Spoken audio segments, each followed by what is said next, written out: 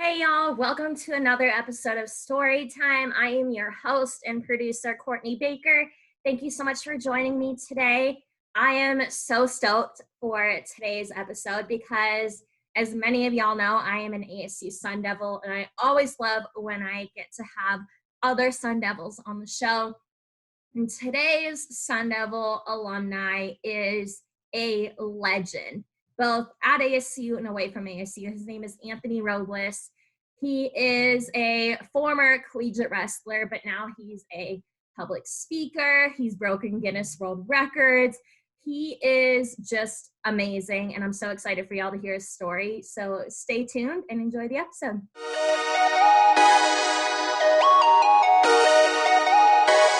Y'all, we are back with a Sun Devil legend that I am so honored to have on the show, Anthony Robles. Anthony, how are you? I'm doing extremely well. Just enjoying this Arizona weather. A little bit rainy out today, so I'm happy. I'm good. How are you? I'm doing well. Speaking of the rain, so my car, Reno weather is just, it's been trash, like super dusty, just horrible. Yet we haven't had any snow, which we normally have. But I was taking my car through the car wash yesterday, and my dad FaceTimes me, and he's like, so in Arizona, it's like supposed to rain tomorrow. Isn't it supposed to like snow in Reno? I'm like, no, I'll be fine. And then I checked the weather, and like the next 10 days, it's supposed to rain and snow. So I'm jealous y'all got it first. But I was like, it just took me washing my car to actually get some weather here. It's usually how it goes, right? I know. In Arizona, my dad said, I guess, was it like 85 or something yesterday? Like, it's been really warm. I know Christmas, it was 70. I was in shorts. Yeah, it's been strange. It's like really cold in the morning, and then it does get like, it was around in the 80s in the afternoon yesterday. So, I mean, I can't complain, especially when you look on TV and you look on the East Coast and like, oh yeah, we're expecting these blizzards and crazy snow. It's like, okay, I'll take this weather any day of the week. Oh yeah, I always tell everyone winters in Arizona is like when you want to be there. It sucks for a good like 8 months of the year, and you want to die because you feel like you're walking through an oven. But winters are the best. And you also had some pretty big news that I told somebody on Twitter I would ask you because I hyped you up last night. I was like, I'm so excited to talk to Anthony, and he's like, he just got engaged, right? And I was like, yes, I'm getting the details. So I saw your pictures, I saw your posts, but tell me how it all went down, and congratulations, by the way. Thank you so much. Yes, I got engaged this past Friday, actually, to my girlfriend, Laura, my beautiful fiance. We've been dating now just over 4 years. And the way I proposed, actually, I was planning to propose before COVID. And so it kind of, messed up my plans a little bit. So, what ended up happening was I actually proposed at Tempe Town Lake by Arizona State University. And so just a beautiful little area right there behind the Performing Arts Center. There's a little water fountain going down, and I had really set it up beforehand with my friend. I told him, hey, I need you to hide out here and take pictures and video. And so what I told my fiance was, hey, I'm doing a photo shoot that day. So if you'd like to join me, they said they could take pictures of both of us. I'll dress up nice. And so we get there, and obviously I'm nervous. I'm shaking. I had prepared this speech for her before I popped the question, and she's asking, where are the camera crews at? And she's like, I don't see anybody. They're going to be late. They're going to miss the sunset. I'm like, oh, they'll be here any second. And it was pretty funny because I started into my speech, and at the time there was nobody walking down where we were at. It was pretty empty. But it's my luck. As soon as I get into my speech, a huge crowd starts walking by, like runners, people with a stroller. And my friend, he comes out with his camera so he can get a close-up view. And so everybody sees him obviously recording us. So now they're stopping and they're looking at me. So now I have this audience staring at me as I'm giving this speech and my proposal to my fiance. But it ended up going really well. And we're very happy now. We're just doing the crazy wedding planning stage of things now. It's a lot, but we're excited. Good. And you said you were going to propose before COVID. We've been in COVID for like 10 months. So were you just like dying and just like so anxious and so nervous for when was the right time to do it? I absolutely was. And see, the thing was, why it was so difficult was because the jeweler, I designed a ring from scratch. It was custom made. But the jeweler is a good friend of mine from the wrestling community. And so he lives in Michigan. That's where his shop is at. And so the plan was before COVID, I was going to fly out there and, we're going to pick the diamond together and design it in person. And then COVID hit, the lockdowns happened, everything kind of went south. So we had to figure out a different game plan. And luckily I was just blessed because he ended up working out and he was very flexible with me. He actually let me just hold the diamonds. He would ship them to me. He'd say, hey, look at this. Tell me what you think. If you don't like it, send it back. And so we were basically just mailing back and forth the ring and diamonds until we finally got it all squared away. So that was the process. That's why it took so long, was just trying to figure out exactly how to take that next step to finish the ring. But it came out beautifully. And Laura, she loves it. And everybody who sees it, they say it's absolutely beautiful. So definitely worth the wait. Yeah, it was beautiful in the pictures. But how did she not notice that you were getting diamonds in the mail? Like, that's my question. I was very sneaky about that. I know I was on FedEx online. I was trying to plan what time they would deliver the diamonds to the house. And so I would plan on days that I knew she was at work. And then if I knew she was off and their diamonds were still coming, I would arrange for me to go pick it up at the store. And so there was actually one night, I get home, I think it was like 7:30, 8 o'clock at night. I got home. I was in the middle of renovating this house. I was flipping. And so, my girlfriend's there and she's like, oh, let's have dinner. I was like, I got to go. And I said, I have to go mail something. And I literally had to take diamonds to FedEx that night and send them back to my friend. So it was tough to hide. Yeah, it was very tough to hide, very stressful, especially shipping diamonds back and forth. But it came out beautifully and it worked out really well. So love that. Well, so happy for you. You guys deserve all the happiness in the world. And you mentioned that you proposed Tempe Town Lake, Arizona State, which you went to. And also, so I was an intern with ASU Athletics Media Relations in, I think it was spring 2012. And I think you were already gone by then, right? Like, you weren't wrestling with the school anymore. Yeah, graduated 2011. That's what I thought. So the year that you won the NCAA championship, but it was 2012. And for some reason, like, college, the memories start to like go because of all the partying and all that. But for some reason, I remember you were in I forget what it's called, but the building that has media relations and has like the trophies and pictures and all of that. And I saw you in there. I don't know if you were like meeting with somebody, doing a speaking, and I was like, oh my gosh, that's Anthony Robles. He's like a legend. And it was so cool to see you. You were surrounded by people, so I never introduced myself. But tell me, I have a lot of Arizona State listeners, but go ahead and speak on what ASU meant to you and why you chose to go there. Well, first of all, thank you. It's an honor. Arizona State, that's home. And it's a special place to me, very special in my heart because, coming out of high school, I knew I wanted to wrestle in college. But, obviously being born missing a leg, there weren't very many colleges who would even give me an opportunity to walk through the door. So I'm calling these schools and the coaches and saying, hey, I want to try out for your team. And, I had a pretty good resume coming out, right? I was a 2-time high school state champ and high school national champ. So I thought I had enough to at least get an opportunity to try out. But no one returned my calls except for the Arizona State wrestling coaches. They said, yeah, we have a spot for you here. We'd love to have you. You have great grades, so we can help you get a partial academic scholarship and this and that. And so they've worked with me. They gave me the opportunity, and that's all I wanted was an opportunity. And I was just very fortunate to have them believe in me from day one when everyone else didn't. And so that's one of the many things that makes Arizona State special to me, is that they believed in me when no one else did. And I was also the hometown boy. I grew up in Mesa, Arizona, so I got to stick around home and become a Sun Devil. So it was just an extreme honor. And you talk about the athletes that have come from ASU. It's just a long list of incredible accomplishments there. And so to be a part of that and have the opportunity to be a part of that, it was a dream.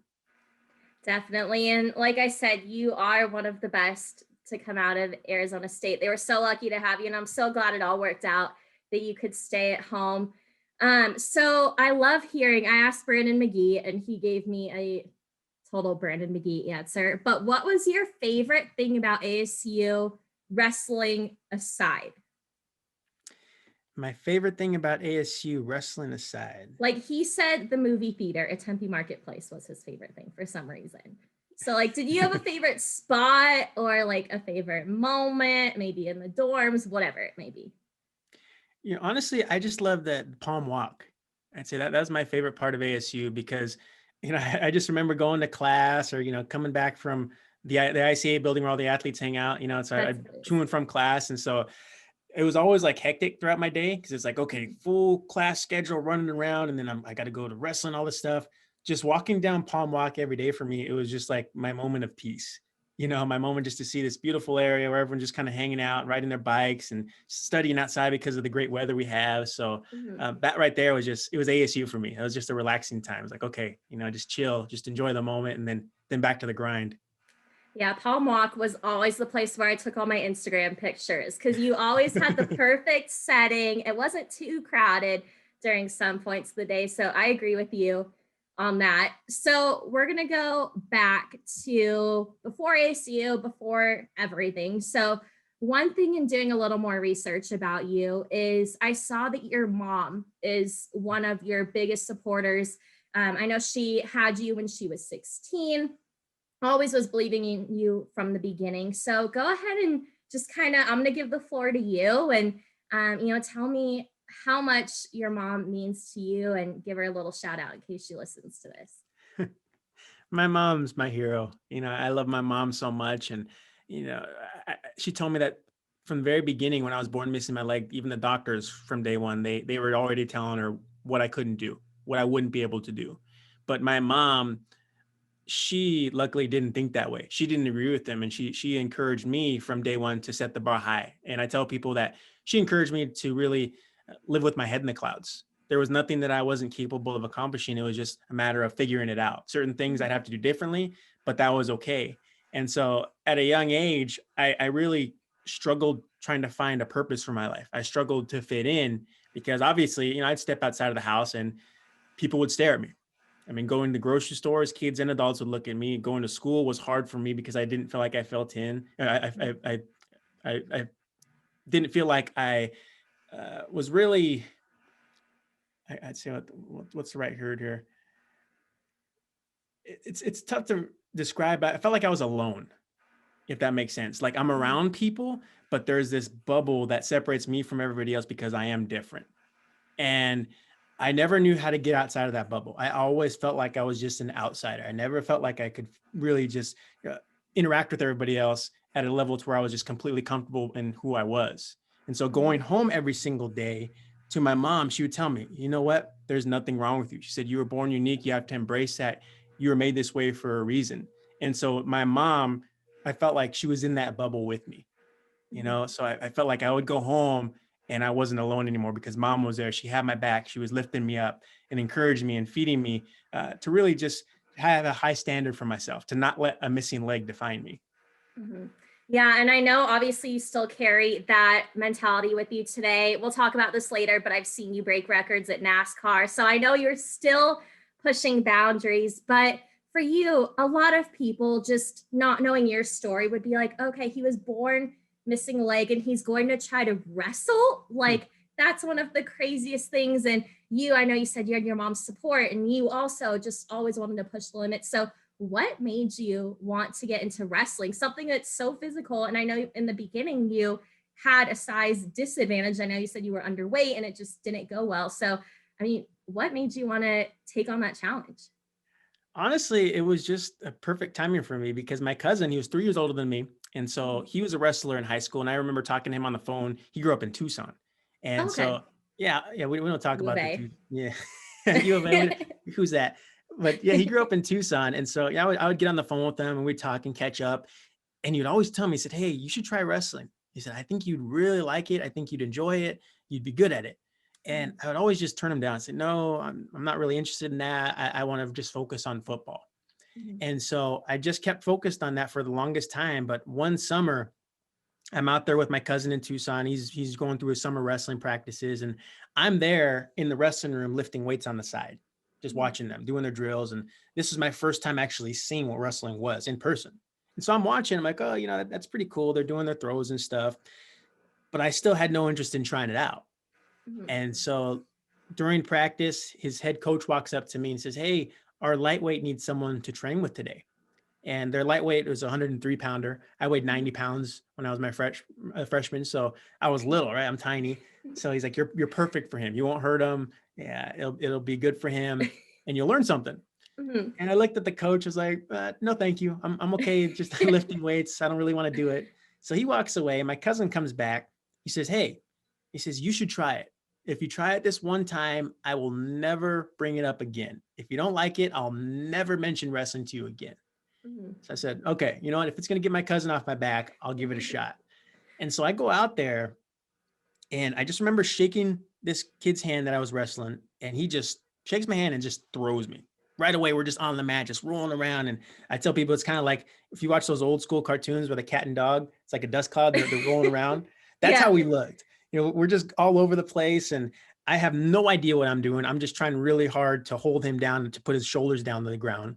Mhm. And I walked away from that match. I got my butt kicked. I didn't score a single point. I mean, I walked away with my shirt stretched out. There was like blood all over my teeth, everything. But I had the biggest smile on my face. And the reason for that was because I felt like wrestling was the calling for my life. Wrestling, like my mom had said, was the reason, was the purpose. This was something that I could do. This is something that I could use to share and prove to people that I could do anything I set my mind to. And it quickly became something that I just wanted to do all the time. It was always wrestling for me. I was watching wrestling videos at home. I was just looking things up, just trying to step up and elevate my wrestling game. And it became something that gave me some confidence as well, because it helped me to step outside that bubble and be comfortable with who I was, and telling people, you know what, I don't care that I'm missing a leg. I don't care that I'm a little bit different. I fit in because I'm me. And it was a special, special moment for me to develop that self-confidence. Yeah, and I know just you had so much success. You mentioned being a two-time champion high school and then obviously the NCAA champion in 2011. So when you first got to ASU as a freshman, obviously there's not a lot of tape the other schools are looking at with the freshmen and all of that. But how did people's perception of you, from what you could see, change from when you were a freshman to when you became the NCAA champion? Like, when was that moment that you noticed people were like, okay, they're starting to actually see me as a real threat now? Yeah, I would say honestly, it was after my freshman season, because you're right, there wasn't very much footage of me coming out. And so my freshman year, I was shocking people. I would step out there and they're like, who's this kid? He's missing a leg. Like, how is he going to be able to compete out there? Is he going to get hurt? And so they had all these questions and no answers to them. And so, I would go out there and I started really surprising people as a freshman, beating guys left and right. And I was one match away from becoming an All-American that year. And so after that season, then I feel like the target was then placed on my back. Freshman year was okay. No one had seen me before. It's this great story about this kid who's missing his leg and he's trying to wrestle. It's very inspiring, very motivating, right? But then after freshman year, they're like, okay, this kid's a threat. This kid's he can be pretty tough. So now we got to figure out how to beat him. And so that was it was a unique shift, and I really saw it going into my sophomore season. Those first couple matches, guys were like changing their styles up to try to counter what I was doing, and I had never really been used to that before. I'd never seen it. And so it's like, Mhm. okay, now they're taking me seriously. Now I have to step outside of my comfort zone again and figure out how I'm going to have an answer for their answer. It's kind of like a Mhm. little chess match back and forth. And but yeah, I would say after my freshman year, that's when it shifted and people said, okay, he's for real. And I was very happy to have that finally happen. That's so cool. I love that. And in 2012, I saw you were inducted into the National Wrestling Hall of Fame. And then, hopefully, I don't mess this up, but I think in 2013, you were appointed, or President Obama appointed you to the President's Council on Fitness, Sports, and Nutrition.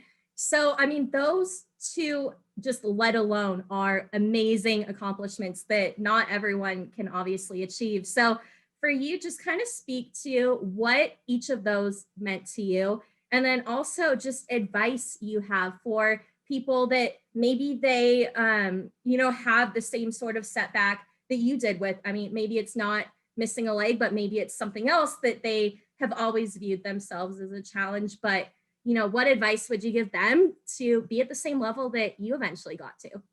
Sure. And so for me, I mean, getting into the Hall of Fame, it was just, I mean, the icing on the cake. It was such a huge honor. I remember, at the induction ceremony, there's a guy, his name was Dan Gable. He's a legend in wrestling. Danny Hodge is another guy who's a legend in wrestling. And so, I'm interacting with these guys and they're shaking my hand and saying congratulations, and they're my heroes. So for them to recognize me on that level was amazing. And I think back, it was a long way from where I started. I remember my first year as a freshman wrestling, and I finished last place. I didn't get any awards that year. I didn't get any medals. I didn't place in any tournaments. Mhm. And there was a turning point though for me. There was one night after my city tournament when I finished last place, I was actually contemplating quitting. I was sitting in my room that night and I was crying just looking at my bookshelf because I had planned to have that bookshelf full of trophies by the end of that year. Mhm. And so I'm looking at that thing, it's like, why?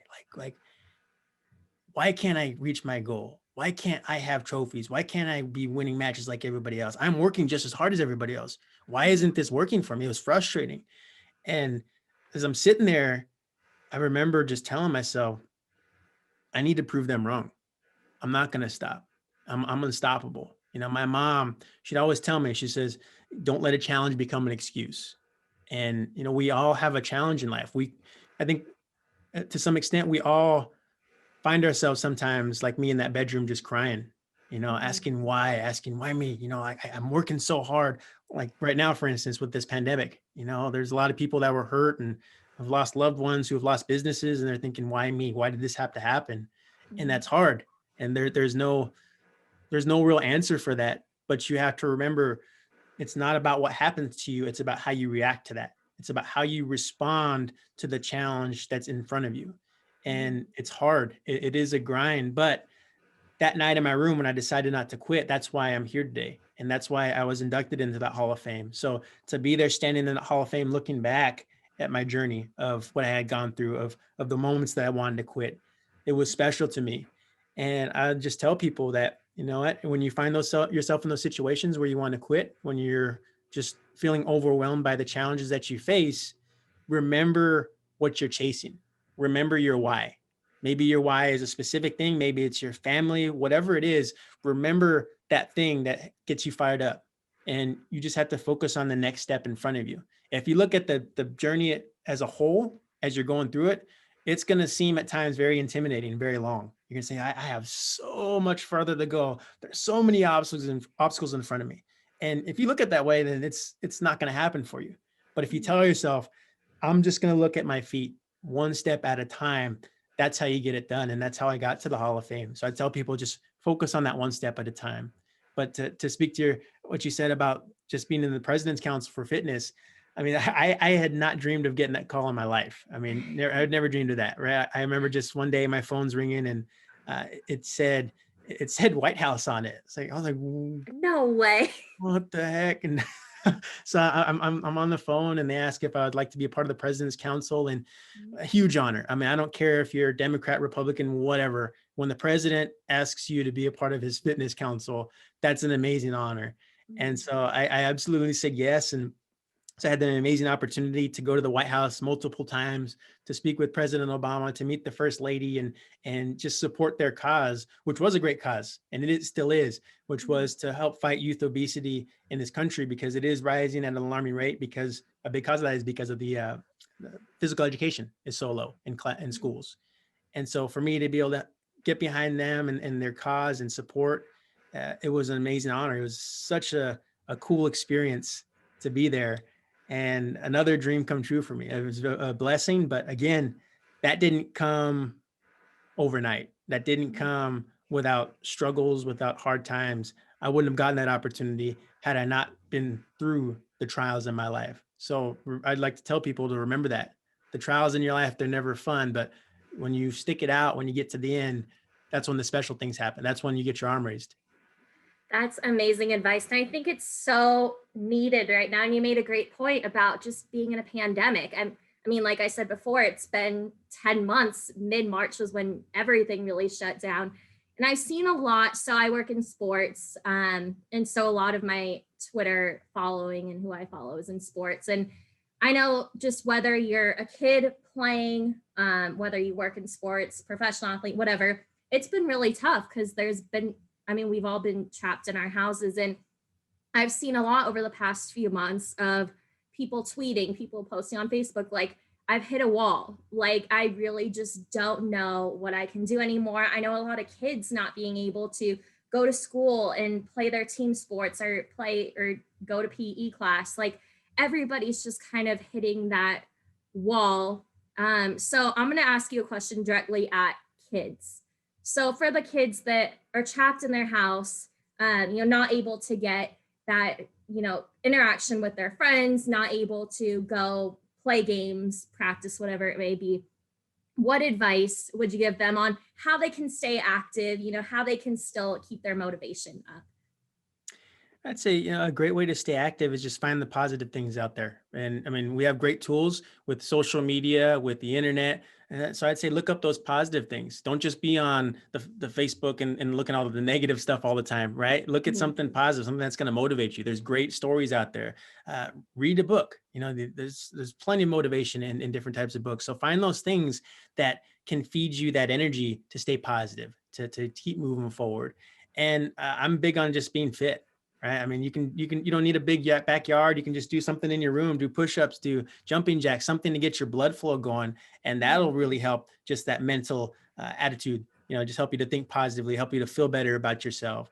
And it's a tough time. It's hard to answer that question because this is something we haven't dealt with before. Everyone is in the same boat. Everyone they're scared. They're having a hard time dealing with not being able to interact with people. I mean, it's hard, especially, in my case, my fiance and I, we just got engaged. It's like, we'd love to go out and see all of our friends and celebrate, but we can't do that. We have to be responsible. And so I would say just focus and remember that there will be a light at the end of this tunnel. I believe that we're on the back end of things now. I know there's a vaccine out and people are getting it, and everyone seems like we're all being much smarter now with the masks and that sort of thing. So I'd say for now, just focus on what you can do every single day to win your day. Find something positive. My friend Kevin Bracey, he's a motivational speaker.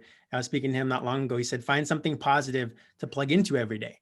And you can use that. Is it internet? Is it videos you can watch on YouTube? Is it podcasts you can listen to motivate you? Find those things every single day that's going to give a positive impression on your life. That's going to leave a positive impact so that you can win that day. And then you just take it, like we said, step by step. Every single day, find the next thing, and just move forward. And before you know it, I mean, it seems like 10 months went by fast, right? I mean, I was like, man, I can't believe it's been 10 months already. So I'd say just focus on those things, that are going to help you get through the day and win it. And luckily for everyone listening, they came to the right episode because you have an autobiography and you have a podcast called Unstoppable. So speaking of, that motivation and that positivity, so go ahead and hype up your book. I know the podcast is semi new, so tell everyone where they can find it and what it's about. And just hype yourself up for a little bit. Oh, thank you. My book is called Unstoppable, the Anthony Robles story from underdog to undefeated. And that's available online, Amazon. There's also audio version on iTunes. Bookstores carry it as well. And the podcast is called the Unstoppable Podcast. You can find me on all the major platforms, iTunes, Amazon, SoundCloud. And, just real quick to talk about the podcast.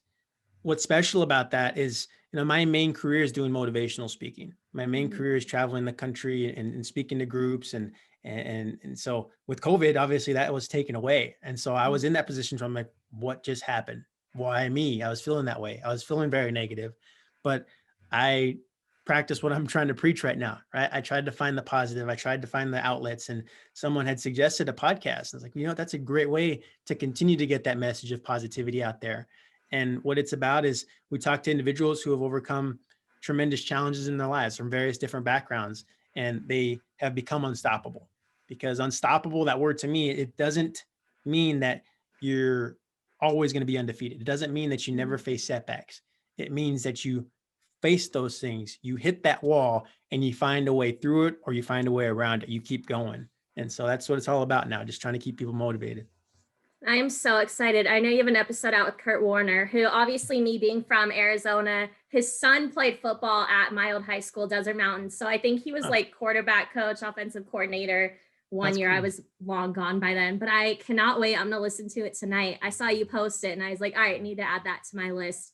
So excited. And you brought up a good point too, because that's why this show started. I mean, just not being able to work. Our seasons were on pause. We didn't have a baseball season.